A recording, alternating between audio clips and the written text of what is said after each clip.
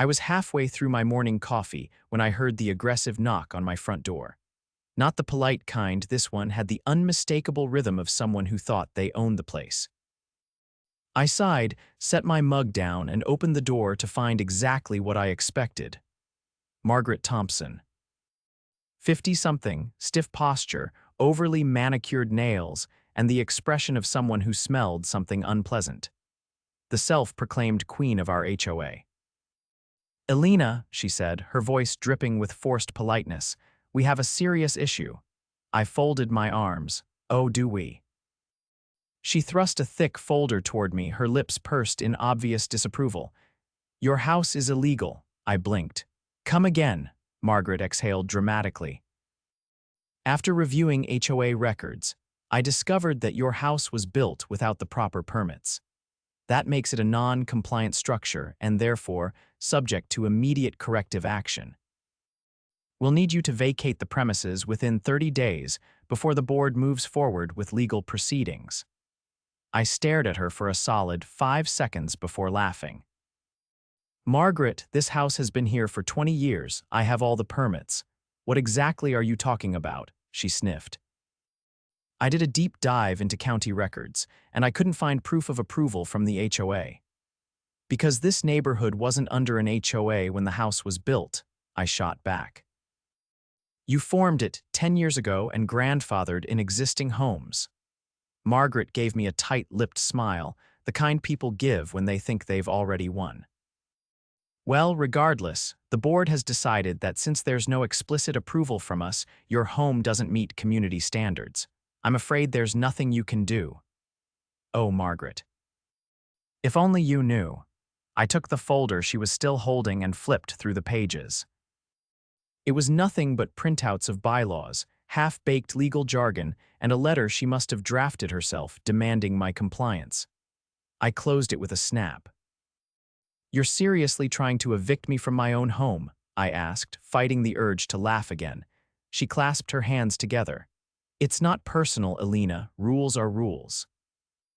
Oh, but it was personal. Margaret had never liked me. Probably because I didn't bow to her ridiculous power trips like some of the other homeowners. I tilted my head.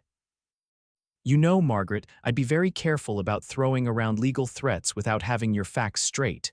Her eyes narrowed. "And why is that?" I smiled. "Because my father is Supreme Court Justice William Carter." The color drained from her face. I saw the exact moment realization hit she had picked the absolute worst possible person to mess with. But Margaret, ever the stubborn tyrant, squared her shoulders. "That doesn't change HOA policy." I shrugged. "No, but it does mean you just made a massive legal blunder. And I think you know what happens when you try to illegally force someone out of their home." She swallowed hard, but to my surprise, she didn't back down. "I'll be speaking with the board," she said stiffly. "Expect a formal notice soon." I watched her march back down my driveway, heels clicking against the pavement like a war drum. Oh, this was going to be fun. Margaret's heels had barely clicked out of earshot before I shut the door and exhaled. She thought she had me cornered, but she had no idea just how deep she was in over her head. I wasn't just going to push back, I was going to dismantle whatever scheme she was trying to pull, piece by piece. I walked straight to my home office, flipping on my laptop. Margaret had clearly been digging through records, but I doubted she had done it properly. That meant there had to be something she missed, something I could use to prove she was overstepping. I pulled up the county property records database, entering my address. Within seconds, a full report of my home's history appeared. Permits, zoning approvals, everything. I clicked through each document, verifying that everything was in order. Exactly as I expected, this house was built completely legally, long before Margaret and her band of power-hungry board members ever dreamed of forming an HOA. Then I dug deeper. I searched for the HOA's governing documents, specifically the original incorporation paperwork. And that's when I found something very interesting. The HOA had been formed with a grandfather clause explicitly stating that all pre-existing homes were exempt from new architectural reviews. My house wasn't just compliant, it was untouchable. Margaret had no authority over it whatsoever. A slow grin spread across my face. I wasn't just going to fight her on this. I was going to make sure she regretted ever knocking on my door. But before I made any moves, I needed to gather more information. I picked up my phone and called my neighbor, Daniel. He was one of the few people on the block who hadn't been completely cowed by Margaret's nonsense. When he answered, I got straight to the point. "Hey, Daniel, have you heard anything about the HOA trying to challenge older homes?" he sighed. "You too, huh? Yeah, Margaret's been going after other houses. She tried to tell the Parkers their backyard fence was non-compliant even though it's been there longer than she has." That caught my attention. And what happened? "They hired a lawyer and shut her down fast, but she's been getting bolder. I think she's trying to push people out, maybe get new owners who are easier to control." That tracked. Margaret had always had a thing for micromanaging the neighborhood, but if she was actively trying to force people out, that was a whole new level of corruption. I leaned back in my chair, thinking. "Daniel, do you know if anyone else got a letter like the one she gave me? Probably. I'll ask around. Let me know what you find." I hung up and started formulating my next move. If Margaret was trying to enforce rules that didn't exist, she was opening the HOA up to serious legal trouble. And I knew exactly how to make that happen. First, I printed every document proving my house's legality. Then, I drafted a letter of my own, citing the HOA's own bylaws against Margaret's claims, but I wasn't going to send it just yet. Not when I had the chance to make an even bigger impact. I needed an audience. So I waited. Sure enough, 2 days later, an official-looking envelope arrived in my mailbox. I opened it and found exactly what I expected: Margaret's formal notice demanding that I vacate my home within 30 days. Perfect. I grabbed my phone again, this time calling my father. He picked up after the second ring. "Elena, what's going on?" I gave him the rundown. He listened without interrupting, and when I finished, he let out a low chuckle. "She really thinks she can pull this off." "She does, and I want to make sure she gets exactly what she deserves," he hummed in thought. "I'll have my clerk draft a cease and desist." "That should shake them up." "Actually," I said, "I want to handle this myself first, but if they push back, I'll take you up on that." He approved. "Smart, keep me updated." I hung up and set my plan into motion. That evening, I called for a special HOA meeting. Margaret, of course, tried to deny my request, but I pointed out that, under the HOA's own rules, any homeowner could demand a meeting if they secured enough signatures. Thanks to Daniel and a few other fed-up neighbors, I had more than enough, so Margaret had no choice but to agree. The meeting was set for the following Saturday, and I was ready. When the day arrived, I walked into the community clubhouse with a thick folder in hand. The room was packed. More people than I expected had shown up, probably curious about why I had called for the meeting. Margaret sat at the front, trying to look composed, but I could see the tension in her posture. I walked straight to the front and turned to face the room. "Ladies and gentlemen," I began. "I called this meeting because the HOA board, specifically Margaret Thompson, has been issuing fraudulent legal threats against homeowners, including myself." Murmurs rippled through the crowd. Margaret's expression darkened. "That's a ridiculous accusation," she snapped. "Everything we do is within the bylaws." I held up the letter she had sent me.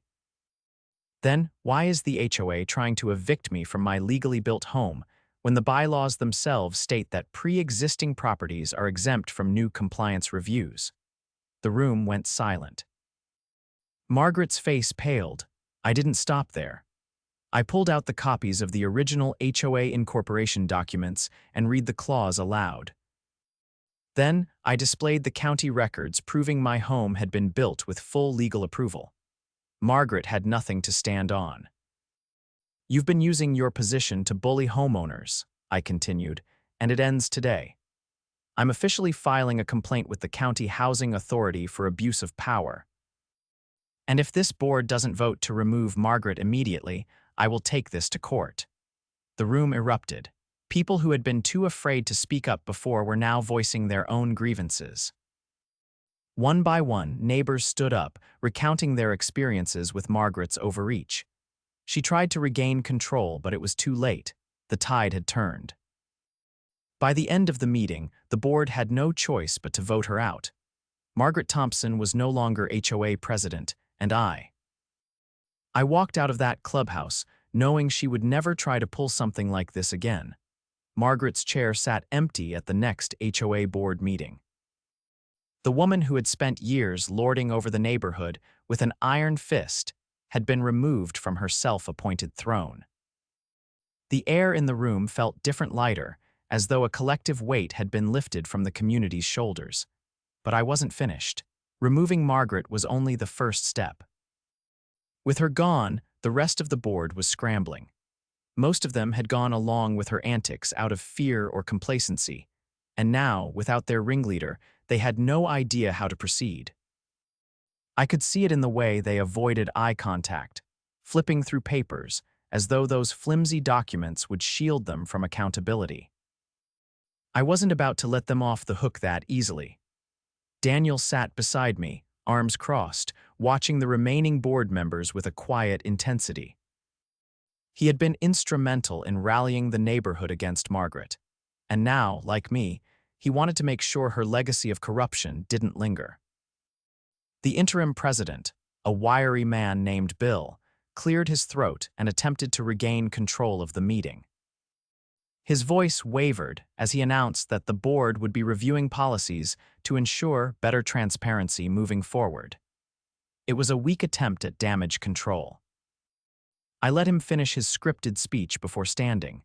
Bill's eyes darted to me, nervous. He knew why I was here. The room quieted as I stepped forward. Margaret might have been the mastermind, but the rest of the board had enabled her. They had allowed her to fabricate rules, issue fraudulent fines, and attempt to force homeowners from their properties. Some had done it out of ignorance, others out of fear, but none of them had stopped her. That was negligence, and it had consequences. I addressed the board directly, reminding them of their legal responsibilities. It wasn't just about removing one bad actor, it was about ensuring this never happened again. If they wanted to keep their positions, they needed to clean house. That meant a full audit of the HOA's finances, a legal review of every fine issued under Margaret's tenure, and immediate restitution for homeowners who had been wrongfully targeted.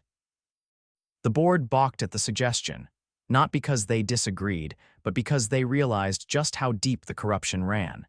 If they opened those records, who knew what they would find? That was exactly the point. Bill hesitated, glancing at the other members. Some looked uneasy, others outright panicked. But the neighborhood was watching, and after what had happened to Margaret, they knew they couldn't sweep this under the rug. After a tense pause, Bill reluctantly agreed to the audit. It was a victory, but I wasn't done. Once the meeting ended, Daniel and I took the next step, gathering homeowners who had been wronged by Margaret's policies. The Parkers, whose fence had been targeted. The Johnsons, who had been fined repeatedly for violations that didn't exist. The Millers, who had nearly been forced into foreclosure over bogus assessments. One by one, they came forward, sharing their experiences. It was worse than I had imagined. Margaret hadn't just been a petty tyrant, she had been running a racket. Under her leadership, the HOA had been issuing excessive fines, many of which had mysteriously disappeared into administrative fees, with no clear record of where the money had gone. Some homeowners had been charged for repairs that were never completed. Others had been forced to pay for violations they never committed under the threat of legal action. It was fraud. And now we had proof. Armed with a growing pile of evidence, I made my next move. I contacted the local housing authority, filing an official complaint against the HOA for financial misconduct. Then I went a step further. I reached out to a local news station. Margaret had spent years wielding power in the shadows. It was time to drag everything into the light. The news crew arrived the following week, cameras rolling as they interviewed homeowners who had been affected. The story spread like wildfire, and suddenly, the HOA had more than just angry residents to deal with. They had reporters asking uncomfortable questions, investigators reviewing their records, and legal experts weighing in on just how much trouble they were in. The fallout was immediate. Bill, realizing the walls were closing in, resigned before the investigation could reach him. Several other board members followed, leaving the HOA in complete disarray. And Margaret. She had remained silent since her removal, but the moment the news broke, she reappeared desperate to salvage her reputation. She issued a statement claiming she had only been following the rules and that any financial discrepancies were administrative errors. No one believed her. The county launched a formal investigation, digging through the HOA's financial records. What they found was worse than anyone had anticipated. Tens of thousands of dollars had been unaccounted for. Margaret had been siphoning money from the HOA for years, disguising it as fines, fees, and maintenance costs. And with the evidence mounting, she had no way out. The authorities moved quickly. Charges were filed. Margaret was facing real legal consequences for the first time in her life. And the neighborhood, for the first time in years, it was finally free. With the corrupt board dismantled, the HOA was restructured from the ground up. New leadership was elected people who actually cared about the community, not just power. Policies were rewritten, transparency measures put in place, and the homeowners who had been wronged finally received justice. It wasn't just a victory, it was a reckoning. And as I stood on my front porch, watching Margaret's home go up for sale, forced to sell after her legal battles drained her finances, I knew she had finally learned the lesson she had tried to teach everyone else. This neighborhood didn't belong to her. It never had. With Margaret gone and the HOA under intense scrutiny, the neighborhood finally had a moment to breathe. But I wasn't done yet. The financial audit had uncovered missing funds, but it still wasn't clear exactly where all the money had gone. The Housing Authority had launched a full-scale investigation, but I wanted to make sure every single homeowner who had suffered under Margaret's reign got what they were owed. Daniel and I worked together, combing through the records that had been reluctantly handed over by the interim board. It was tedious work, and the numbers were a mess. Margaret had been sloppy with her covering up, but she had still managed to hide a significant amount of money through convoluted paperwork. We weren't the only ones digging. Several neighbors who had been directly affected by her schemes joined in, determined to get to the bottom of what had happened. The more we uncovered, the worse it looked. Fraudulent fees, unauthorized withdrawals, and suspicious payments to fake companies, all under Margaret's oversight. The authorities were already preparing charges, but I wanted more than just legal consequences. The money had to be accounted for, and those who had been wronged needed to be compensated. The HOA had a responsibility to make things right. At the next emergency meeting, the remaining board members sat stiffly, clearly uncomfortable with the growing pressure. They had lost control of the narrative, and they knew it. I took the floor, presenting our findings in front of the entire community. Homeowners who had once been hesitant to speak up were now demanding answers. The board had no choice but to agree to a full restitution plan, ensuring that every homeowner who had been unfairly fined or overcharged would be reimbursed. But the real question remained: where was the rest of the missing money? That answer came sooner than expected. 2 weeks later, an investigator contacted me with an update. Margaret, in a desperate attempt to cover her tracks, had funneled a large portion of the stolen funds into a separate account under a business name, one that didn't actually exist. It was a blatant attempt at embezzlement, and it had finally caught up to her. The authorities wasted no time. Margaret was arrested, her assets frozen pending trial. The news spread through the neighborhood like wildfire. People who had once feared her were now openly celebrating her downfall. Her house, once the symbol of her authority, was seized to help repay the stolen funds. It was poetic justice. The woman who had tried to force people out of their homes was now losing her own.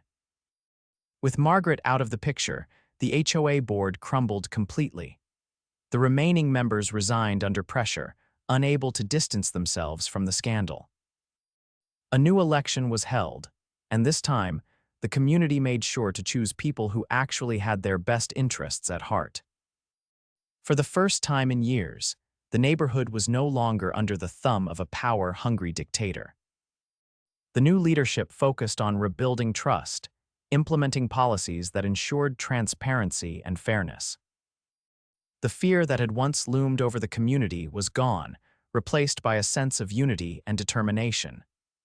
Daniel and I continued working with the new board, making sure the reforms stayed on track. It was satisfying to see the neighborhood transform, to watch people reclaim their sense of ownership without fear of arbitrary fines or fabricated violations. As I stood on my porch one evening, watching the sunset over the now peaceful street, I knew we had done more than just take down a corrupt HOA president. We had taken back our community. And this time, no one would ever let someone like Margaret take control again. With Margaret behind bars and the HOA under new leadership, the neighborhood had finally started to return to normal.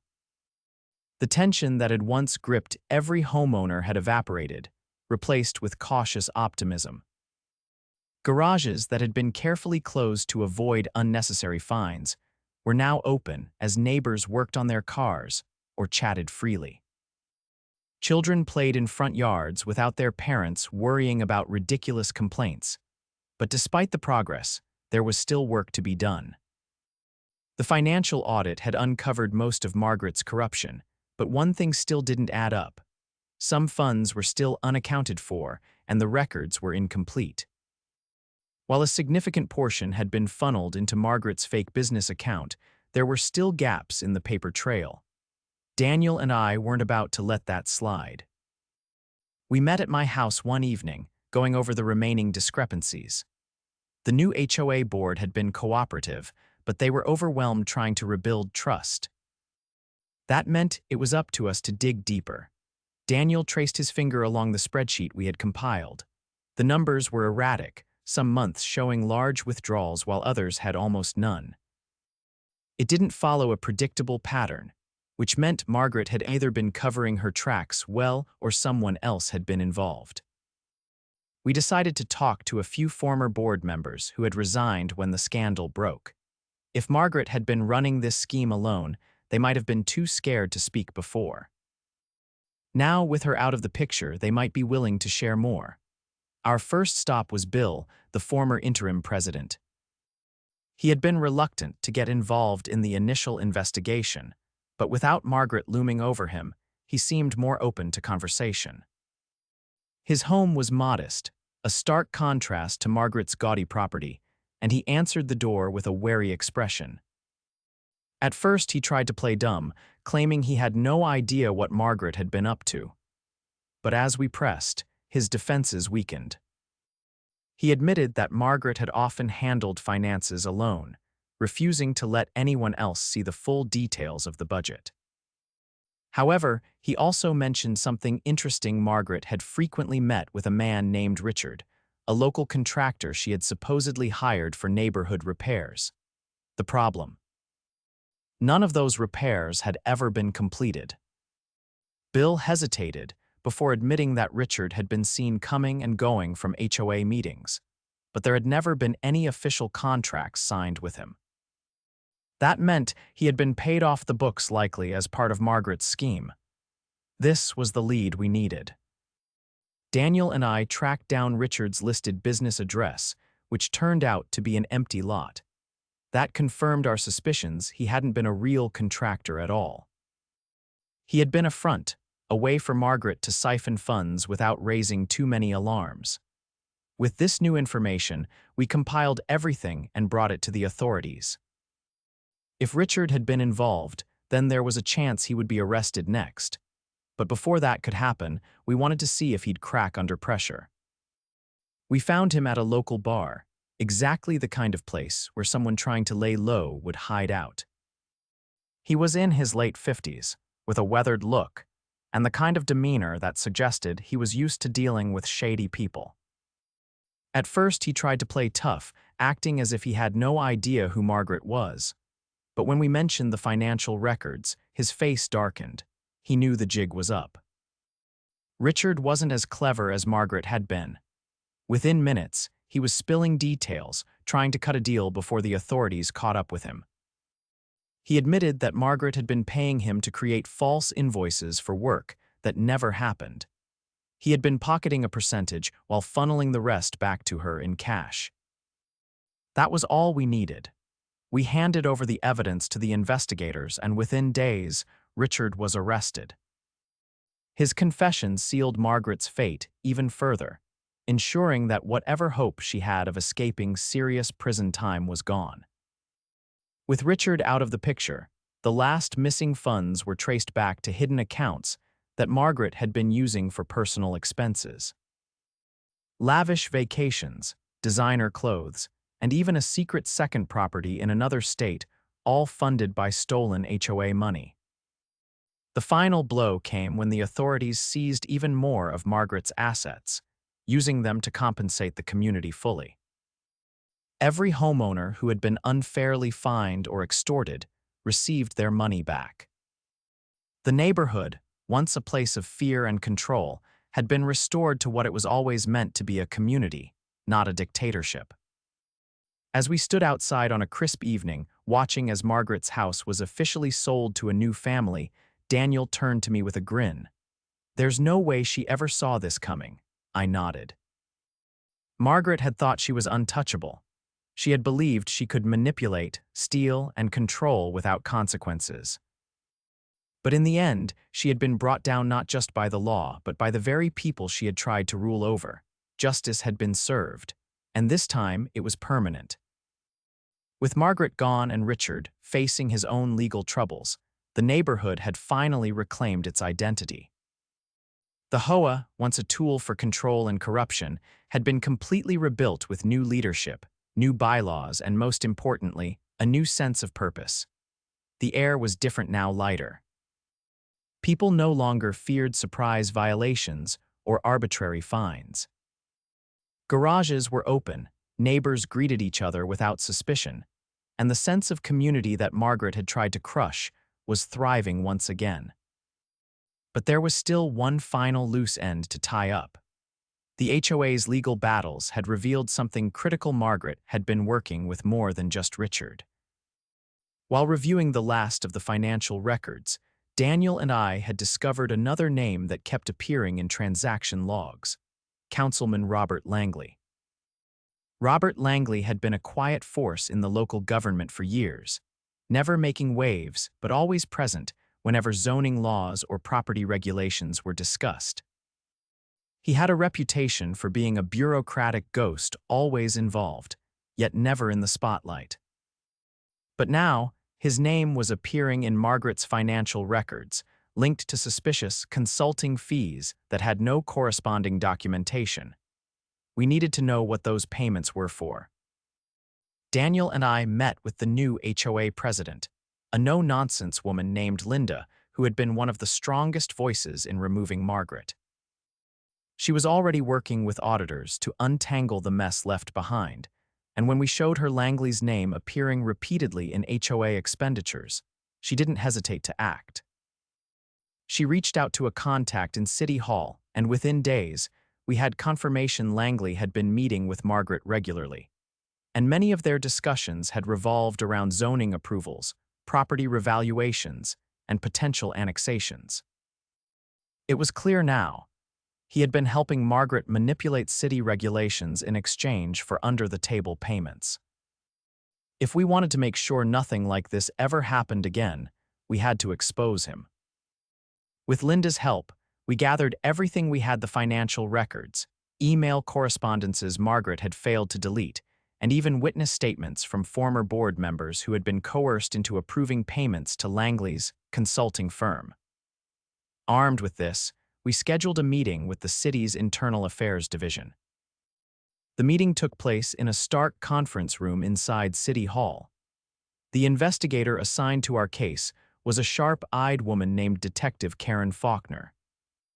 She read through the documents in silence, taking detailed notes as we explained our findings.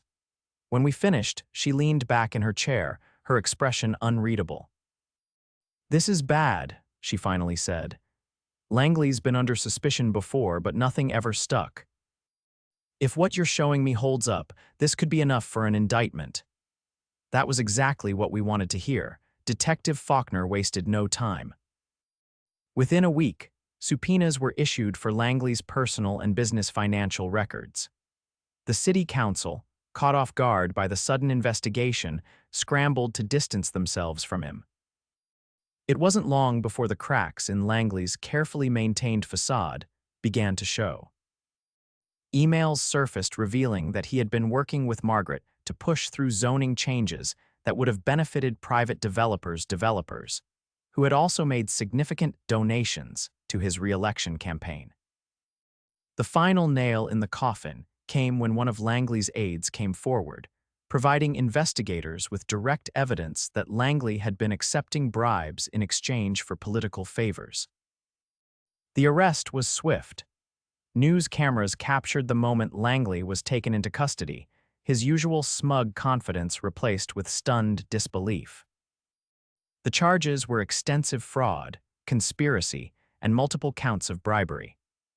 With Langley removed from office, the city launched a full-scale review of all zoning decisions made under his tenure. Several shady deals were uncovered, and a number of projects that had been greenlit under questionable circumstances were put on hold. For the first time in years, both the city and the neighborhood were free from the grip of corruption. As I stood on my porch, watching neighbors gather at a newly organized community event, something Margaret would have never allowed, I felt an immense sense of satisfaction. We had fought back. And we had won.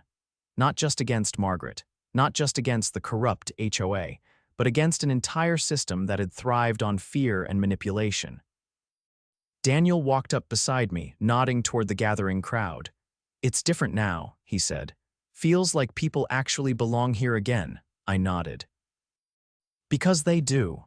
We had taken back our neighborhood, and this time we would make sure it stayed that way.